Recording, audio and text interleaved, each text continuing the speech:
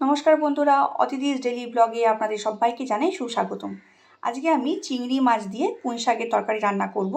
তার জন্য আমি পুঁই শাক ভালো করে ধুয়ে কেটে রেখেছি। একটু সবজি নিয়েছি, আলু, বেগুন, কুমড়ো। এখানে পেঁয়াজ দেব আর সর্ষে বাটা দিয়ে রান্নাটা হবে। আমি রান্নাটা শুরু করছি। তেল গরম হয়ে গেছে, সবার আগে আমি পেঁয়াজটা ভালো করে ভেজে নেব। আমি একটাই পেঁয়াজ নিয়েছি।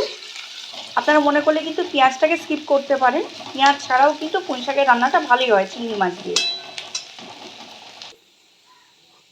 পেঁয়াজ ভাজা হয়ে গেছে, আমি এই তেলের মধ্যেই একটু পাঁচফোড়ন আর শুকনো লঙ্কা দিয়ে দেব। ফোড়নটা হয়ে গেলে আমি সবজিগুলো ভালো করে একটু ভেজে নেব। সবজিগুলোকে ভেজে নেব, তার সাথে দিয়ে দেবো ধোয়া চিংড়ি মাছটা।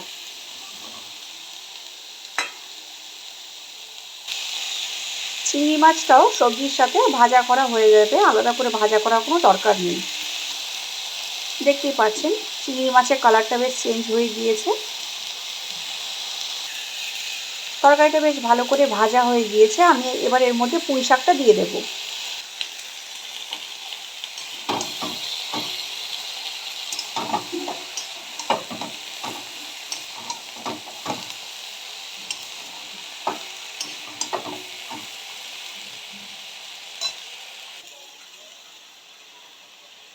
দিয়ে দেব পরিমাণ মতো নুন,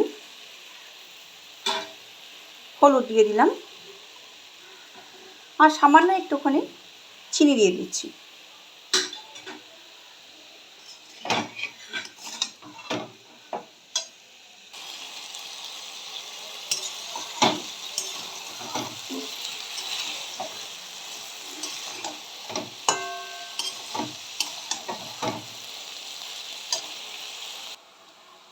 দিয়ে দেব সর্ষে বাটা, অল্প করে জল দিয়ে গুলে দিয়ে দেব, যতটা মতন জল লাগবে। সর্ষে বাটাটাকে জলে গুলে আমি দিয়ে দিয়েছি। নিচের ছিটেটা আমি ফেলে দেব।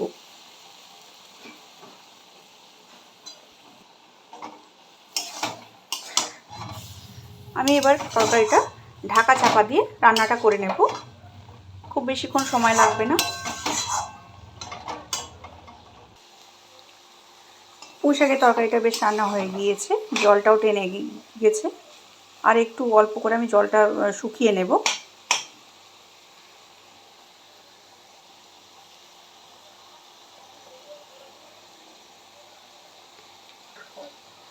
রান্নার শেষে আমি অল্প করে একটু সর্ষের তেল ওপর থেকে দিয়ে দেব। এটা অপশনাল, আপনারা মনে করলে নাও দিতে পারেন।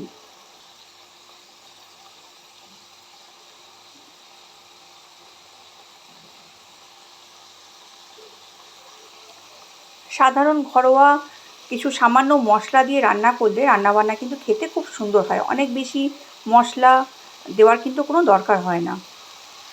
আমি সাধারণভাবেই পুঁই শাকটা রান্না করেছি, আপনারাও এইভাবে রান্না করে দেখতে পারেন বাড়িতে, খুব ভালো টেস্ট হবে। আমার পুঁই শাক রান্না করা হয়ে গিয়েছে। আপনাদের কেমন লাগলো আমার এই রেসিপিটা আপনারা অবশ্যই আমাকে জানাবেন, বা আপনারা কিভাবে রান্নাটা করেন সেটাও আমাকে কমেন্টের মাধ্যমে জানাতে পারেন। ধন্যবাদ বন্ধুরা।